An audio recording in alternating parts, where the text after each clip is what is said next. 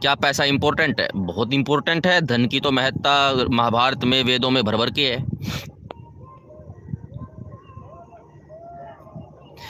धन का जो कंसेप्ट है ना, वो मेन है कि आप धन से क्या करते हो। धन तो मानव के पास होना चाहिए। अब धन के द्वारा अगर आप ये सोचते हो कि मैं प्रकृति को भोग लूं, जैसे बिगड़ैल बच्चा होता है ना, कि मैं धन से न्याय खरीद लूं, धन से प्यार खरीद लूं, कि धन से सब कुछ आ जाएगा, ये हो जाएगा। आजकल पैसे की बहुत महत्ता बताई जा रही है ना, वैसी महत्ता नहीं है पैसे की कुछ भी।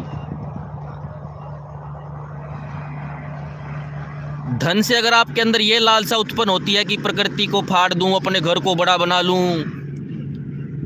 और प्रकृति से लेकर के सारे संसाधनों का दुरुपयोग करना शुरू कर दूं, पैसे से आ तो जाएगा, कोई ना कोई आपके लिए कर देगा वो कांड। पैसे से तो आदमी मर्डर भी कर देंगे सुपारी में। लेकिन पैसे का अगर आप इस तरह का उपयोग करना शुरू कर दोगे समाज में, या फिर धन का मतलब ही आप ये बना लोगे कि भाई बड़े बड़े ब्रांडेड कपड़े पहनना, बड़ी बड़ी गाड़ियां ले लूंगा, नौकर चाकर होंगे, ये होगा वो होगा, ऐसा कर दूंगा वैसा कर दूंगा, एक प्राइवेट जेट ले लूंगा, उससे ये किसी काम की नहीं है ये अमीरी। ठीक है, ये है पर्सनल स्वार्थ। अब जैसे कि वही बात है, हम जहाँ उत्पन्न हुए हैं हरियाणा में, यहाँ पे पानी की कमी नहीं है। हमारे यहाँ पे मीठा पानी ही मिलेगा जब तक हमारा जीवन चलेगा। लेकिन इसका मतलब ये नहीं कि हम पानी को बिल्कुल वेस्ट करना शुरू कर दें। ठीक, उसका इफेक्ट आगे वाली पीढ़ियों पे पड़ता है। अभी जैसे अरावली पर्वत है, अभी अरावली का मुद्दा गर्मा रहा है ना, और ये बात मैं कितने दिनों से कह रहा हूँ कि भाई तुम्हारी क्रांति फ्रॉड है। हम सबके घरों में मार्बल, फर्श, टूड़ी टुकड़ी और सीमेंट, चूना, सब कुछ कहाँ से आता है? पहाड़ों से आता है। कोई ना कोई पहाड़ कट रहा है, वहीं से सारा मार्बल आता है, टुकड़ी आती है, सीमेंट भी पत्थर कूच के बनती है, कोरसेंट वहाँ से आता है, रोडी बजरी, सारा कंस्ट्रक्शन का सामान पहाड़ों से तो आता है। प्राइमरी तो यही चीज़ है। सेकेंडरी फिर वहाँ से मिनरल्स निकलेंगे कि हमें वो गाड़ी भी चाहिए इलेक्ट्रिक चलने वाली, तो वहाँ का लिथियम वीथियम सारा कहाँ से निकलेगा? खदानों से निकलेगा। ऊपर से पहाड़ कटेंगे। लेकिन आम आदमी इतना फद्दू हो चुका है, सारा दोष वो लगाता है इस पे, अडानी पे और मोदी पे। कांग्रेस की गवर्नमेंट होती, कांग्रेस पे लगा देते। सबसे पहले तो सवाल यही है ना कि भाई अडानी पेड़ काट के, धरती काट के, अरावली काट के करेगा क्या? जंगल काट के करेगा क्या? पेड़ को क्या अपने पिछवाड़े में डालेंगे ये लोग, इतने बड़े बड़े पेड़ों को? इनके पास तो इतनी मनी हो चुकी है कि इनको तो कमाने की भी जरूरत नहीं है। करेंगे क्या? हम जो डिमांड देते हैं कि हमारी ये डिमांड है, उस डिमांड को आप खुद थोड़ी ना अरावली में पर्वत पहाड़ काट के लाओगे, मार्बल फरस, कि अपने आप एक बड़ा सा आरा लेके गए हो और अरावली काट के खुद ही मार्बल ढो के लाए हो। आप ऑर्डर करते हो जाके। पानीपत में हमारे मार्केट है पूरी, जैसे राजस्थान में मार्केट होती है ना, आप राजस्थान में से गुजरो, आपको जगह जगह के मार्बल हाउस मिलेंगे। हरियाणा पानीपत में हमारे है, बिल्कुल 10 किलोमीटर पे है। कहे तो कल मैं दिखा भी दूंगा फोटो उधर का। तो जब उधर ऑर्डर लेके आएंगे तो मार्बल वाला तो अपने पिछवाड़े में से निकालेगा नहीं वो मार्बल, पत्थर, टुकड़ी, कोरसेंट, बजरी। वो भी कहीं आगे फोन करेगा, वो राजस्थान में फोन करता है। राजस्थान वाले कहाँ से लेके आएंगे? वो भी अपने अंदर से नहीं निकालते। निकलेगी कहाँ से? अब भाव से भाव तो होता नहीं, नथिंग से तो कुछ बनता नहीं। अरावली से ही आएगा। तो अरावली कटेगी, सब में बटेगी, घर बनेंगे, और घर में फिर बैठ करके कहेंगे अरावली काट दी, अरावली काट दी। राजस्थान में तो घर के घर, हरियाणा में तो फिर भी ईंटें लगती हैं, राजस्थान में तो घर पूरे पूरे पत्थर से ही बनते हैं मैक्सिमम। और उसकी एक शोभा होती है। वो चीजें तब अच्छी लगती हैं जब जनसंख्या कम होती है। अब अकेला मैं जंगल में रहने लग जाऊं जाके, चाहे मैं जंगल से डेली लकड़ियां काट लूं, जंगल रीग्रो कर देगा उतनी फास्ट। लेकिन अगर मैं वहां पे पूरा गांव बसा लूं, 1 के 2 के 4 ऐसे करता रहूं उधर, एक टाइम ऐसा आएगा सारा जंगल खत्म हो जाएगा। तब एक बच्चा भी दुख देगा उस जंगल को। आज 100 आदमी भी जंगल को दुख नहीं देंगे, मतलब कि प्राइमरी आदमी है तो उस जंगल में। तो आज हमारी जनसंख्या इतनी हो चुकी है कि एक एक बच्चा इतनी प्रकृति का दोहन करता है, इतने जानवरों को मारता खाता है कि प्रकृति नहीं बच रही अब। ठीक है, ये मेन खेला है। तो धन का इस्तेमाल अगर आदमी इस तरह के मटरगस्ती में करेगा तो उसका उस लालच का तो कोई अंत ही नहीं भाई। चाहे पूरा ब्रह्मांड दे दो आदमी को, दुनिया की हर लड़की उसकी पत्नी बना दो, दुनिया की हर चीज उसको दे दो, सारे ग्रह गैलेक्सियां सब उसको दे दो, और किसी आदमी के पास सिर्फ इतनी जमीन दे दो कि वो खड़ा रह पाए या बैठ पाए। कि दो आदमी हैं, एक आदमी है जिसके पास सारा ब्रह्मांड है और एक है जिसके पास सिर्फ खड़े रहने की जमीन है। वो ब्रह्मांड वाला उसको भी धक्का दे देगा कि काम नहीं चल रहा भाई, थोड़ा दूर हो। ऐसा है इंसान का नेचर, लोभ का नेचर। तो इस लोभ से वृत्ति का जो मानव होता है ना, दरअसल हम लोग जो ये चल रहा है ना अडानी मोदी, वास्तव में वो आदमी खुद अडानी बनना चाहता है और कुछ भी नहीं है। अडानी उसको कह देना कि आजा मेरी गद्दी बैठ जा, वो 2 मिनट में बैठ जाएगा। वो फिर जब उसके पास ऑर्डर जाएगा कि मार्बल का ऑर्डर और बिजली का ऑर्डर, तो वो खुद क्या अपनी पिछवाड़े में से तार लगा के बिजली देगा समाज को। हमें बिजली चाहिए 28 घंटे हैं, 48 घंटे, 24 भी नहीं चाहिए हमको तो 48 घंटे बिजली चाहिए। वैसे मेंटलिटी के आदमी हो गए, तो बिजली आएगी कहाँ से? पहले स्कैनिंग होती है धरती की, लाइडार, एक रेडार होता है धरती के अंदर देखने का कि यहाँ पे कोयला है। अक्सर कोयले वाली जमीन के ऊपर, जमीन के तो पूरी जमीन के ऊपर वन थे, जहाँ पे हम बैठे यहाँ पे भी वन थे कभी, लेकिन थोड़ा बहुत तो मानव को काटना पड़ेगा। फिर एक टाइम ऐसा आता है कि भाई अब आदमी अपनी सुविधाओं को बढ़ाते बढ़ाते बढ़ाते बढ़ाते ऐसा काम करने लग जाता है कि अब तो नहीं काम चलेगा उस चीज़ का। नीचे कोयला निकलेगा तो कोयला ऐसे तो है नहीं कि ऐसे हाथ दे के निकल जाएगा कोयला, ऊपर से पेड़ ही साफ करने पड़ेंगे तब खदान खुदेगी। वो कोयला निकल के आता है, तब बिजली बनती है, तब हमारे घरों में लाइट आती है। अगर भाग गई तो गाली देते हैं मोदी की ऐसी तैसी, वो कुछ भी गंदी गाली। मोदी नहीं था तो कांग्रेस की गाली देते थे। बिजली हमको आदमी का नेचर इतना गंदा हो चुका है ना कि इसको तो कोई भी इसका मन नहीं भर सकता। लालची आदमी को तो भगवान नहीं भर सकता भाई है। और फिर ये आदमी कहता है कि प्रकृति को बचाओ, प्रकृति को बचाओ। मोदी अपने घर में नहीं लगवा रहा टाइल, और लग भी जाएंगे तो कितनी लगवा लेगा? एक घर बनेगा उसका। अडानी कितनी लगवा लेगा टाइल? कितनी करावली काट के वो उसका पागल थोड़ी ना, वो इतना बड़ा आदमी हो रहा है, वो पागल थोड़ी ना है कि इतना 700-800 किलोमीटर का पहाड़ काट के अपने घर में सजा के रख लेगा। पहाड़ के सामने आदमी इतना सा भी नहीं दिखता। वो हमारे लिए काट रहा है। जब आपका बच्चा नौकरी लगेगा, पैसा कमाएगा, शादी करनी पड़ेगी, फिर जब आप कोठी गाड़ोगे तो फिर उसका जब वर्क होगा, सीमेंट भी आएगी, वो होगा बिजली, पूरा एक जो शोभा होगी अमीराम, तो वो वहीं से होती है। ठीक है, लास्ट फोन अडानी को ही जाता है कि ये बंदा मार्बल मांग रहा है जी, और अरावली भी बचवा रहा है जी, क्या करे जी इसका है?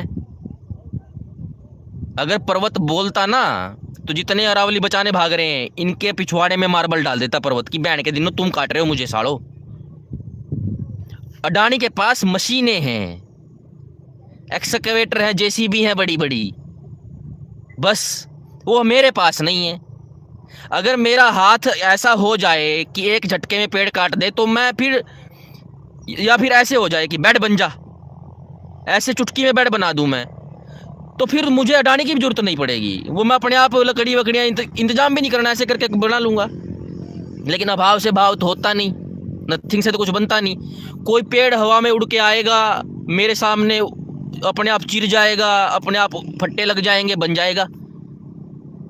दरअसल हम पूरी वो नहीं देखते चेन, कि मैं बढ़ई के पास गया, बढ़ई उसके पास गया, अंत किसके पास? पेड़ का लट्ठा जो आया वो टैंकर में भर के, वो जो बड़ा कंटेनर टैंकर होता है उसमें लट्ठे आते हैं भर भर के। आपने देखा होगा, अभी गाड़ी चल रही है, पूरा बड़ा ट्रैक्टर ट्राला लकड़ों का भरा हुआ है, वो कहाँ जा रहा है? अडानी के घर में जा रहा है। अडानी बैठ तो कितने सोफे पे बैठेगा हैं?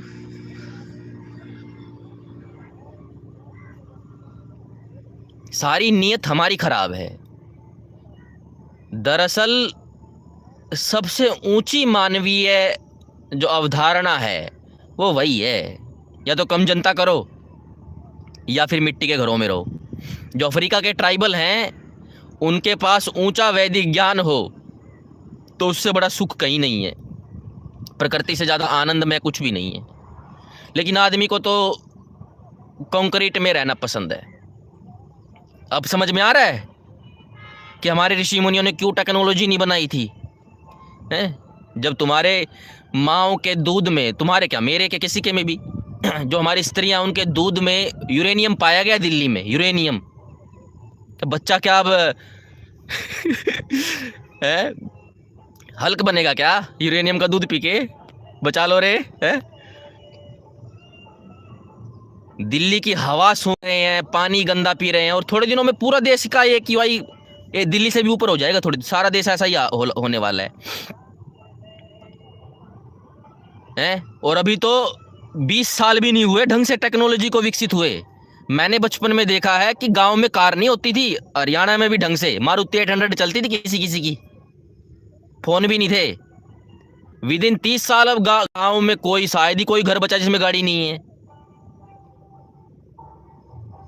तो आने वाले टाइम में देखना खुद आपको एहसास हो जाएगा कि क्यों वो घोड़ों पे बैलों पे चलते थे, क्योंकि प्रकृति की तो कोई कीमत ही नहीं है। ये तो माता है, माता कोई कीमत थोड़ी ना होती है?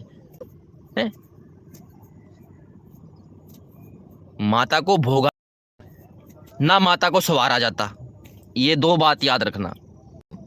ना माँ को भोगा जाता ना माँ को सवारा जाता, ठीक है? प्रकृति को हमें संवारना भी नहीं है, कहीं तुम सोचो संवार देंगे हम इसको। प्रकृति को भोगना, माँ का भोगना और माँ का संवरना, ये पिता का काम होता है, रियल लाइफ में भी और परमार्थिक लेवल पे भी। कि जो ईश्वर है वो इस प्रकृति का पति कहते हैं उसको वही इसको भोगता है। मतलब कि हमारे लिए संसार बनाते एक तरह से, वो भोगने का मतलब वैसा नहीं है। और वही इसका श्रृंगार करता है। जो प्राकृतिक दृश्य हैं इंटरनेट पे भी आते हैं, वैसे भी देखे होंगे आपने, वो मानव ने डिजाइन नहीं कर रखे।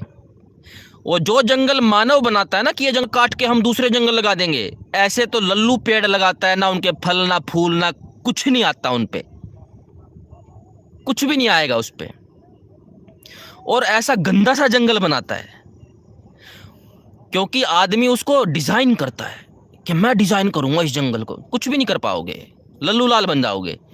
और जब प्रकृति को हम डिस्टरबेंस नहीं देते कि मैं तेरे को संवारूंगा भी नहीं, प्रकृति वो अपने आप संवर जाएगी ईश्वर के निमित्त से। मैं भोगूंगा भी नहीं, ये काम ईश्वर का है, सृष्टि बनाना ही, फिर प्रकृति खिलती है। ठीक, हमें तो ये जितना खुद दे दे उतने में ही सुखी रहना है। पेड़ की लकड़ियां धीरे धीरे साइड में से सूख जाती हैं, बस हमें वो तोड़नी है, बस उतने में ही सुख है। उससे पेड़ की ग्रोथ भी होती है। यही मानव की उन्नति है, तरक्की है। और जो सोचता है पेड़ काट के सुखा लूंगा, वो तो नाश करेगा, आज नहीं तो कल होगा, वो नहीं तो उसके बच्चे भरेंगे जरूर। ये गंदगी चल रही है आजकल। मानव को खुद ही सोचना पड़ेगा कि भाई मैं इतने से एरिया में रहता हूँ, 6 फुट ऊपर 2 फुट साइड बाय, और मैं जहां जाता हूं अपने आप को छोड़ता जाता हूं। ये हाथ यहां था, यहां गया, यहां तो नहीं बचा। लेकिन आदमी ये सोचता है कि मैं आगोश में ले लूं सारी चीज को, पहन लूं, भोग लूं, ग्रैस्प कर लूं। ये सिस्टम सिर्फ ईश्वर कर पाता है, वो अनंत व्यापक होने से। और अनंत व्यापक जो हो जाता है वैसे तो कोई हो नहीं पाता, वो ईश्वर ही है। इसलिए वो उसको मन भी नहीं करता, वो तो निर्मोही है, उसका तो कोई किसी तरह की कामना ही नहीं है। एक देशीय की कामना होती है, और वो कामना गलत तरीके से चूज करता है कि मैं घेर लूंगा खेत को। कहाँ कहाँ घेर लोगे, क्या घेर लोगे, जितना है उतने ही खड़े रहोगे। जिस दिन इस तरह की वृत्ति मन में पाल लेगा आदमी, वो सोच लेगा कि यार कुछ भी नहीं है, थोड़ा 40-50 साल का मुश्किल से जीवन है, शुरुआत का बचपन, बाद का बुढ़ापा, इसमें मैं क्या संग्रहण करके जाऊंगा। सांस लेते ही खांसी उठे वैसा होना है, या सांस लेते ही एनर्जी आए वैसा होना है, पानी पी के ही मजा आ जाए वैसा होना है। सारा दिन हमें पानी पीना है, भोजन करना है, सोना है, प्राइमरी इंस्टिंक्ट तो यही है। इन्हीं में खांसी खुरड़े हैं, सांस लेते ही खांसी, पानी पीते ही बीमारी, ना नींद है ना चैन है, कुछ भी नहीं है। करोगे क्या? और ऊपर से और बच्चे पेल रहे हैं कि और कर दो। तो फिर अरावली नहीं, ये देश, वैसे तो ये सारा देश पर्वतीय देश है भारत। तो आप कहीं भी ट्रेन की यात्रा कर लो, आपको साइड में छोटे छोटे पर्वतों के मार्ग दिखते ही रहेंगे। हिमालय तो सिर्फ ये है कि बड़ा है तो इसलिए होता है, अरावली है, विंध्याचल है, नीलगिरी, शिवालिक, पूरा उदयगिरी, विदय, सारा देश ऐसा ही तो है। सारा काट मारेंगे हम। ठीक है। सारा काट मारेगा मानव, क्योंकि ये जो चौधर का सिस्टम हो ना, ये थोड़ा बहुत दूसरे जीव को पूरा मौका दो कि तू खुद अपने लिए सोच भाई।